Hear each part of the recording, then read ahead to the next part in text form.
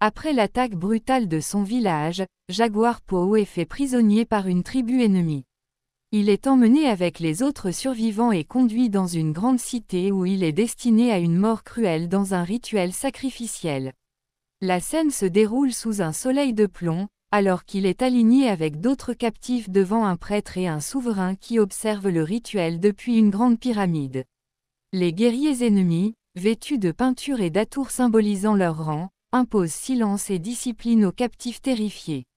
Alors qu'il voit ses compagnons tomber un à un sous le couteau du sacrificateur, un phénomène naturel vient bouleverser le déroulement du rituel, une éclipse solaire.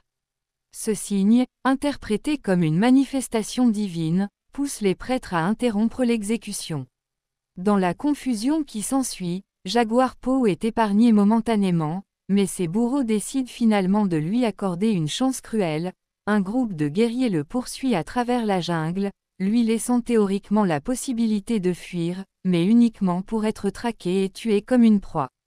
Dans une course effrénée pour sa survie, Jaguar Poe plonge dans l'épaisse jungle, un territoire qu'il connaît bien et qui va devenir son meilleur allié.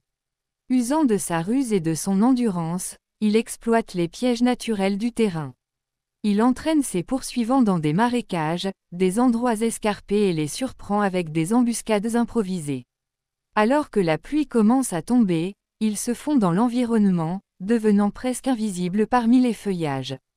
L'un des moments les plus marquants de cette fuite est lorsqu'il retourne la situation contre ses assaillants. Au lieu d'être une proie terrifiée, il devient le chasseur. En utilisant son arc, ses pièges et sa force brute, il parvient à éliminer un à un ses ennemis, jusqu'à affronter en duel le chef des guerriers. Malgré sa fatigue et ses blessures, sa rage et son désir de retrouver sa famille le poussent à continuer. Finalement, après avoir survécu à cette terrible épreuve, il retrouve son épouse et son fils, cachés près d'un plan d'eau. À l'horizon, il aperçoit l'arrivée des colons européens sur le rivage, un présage d'un futur incertain pour son peuple.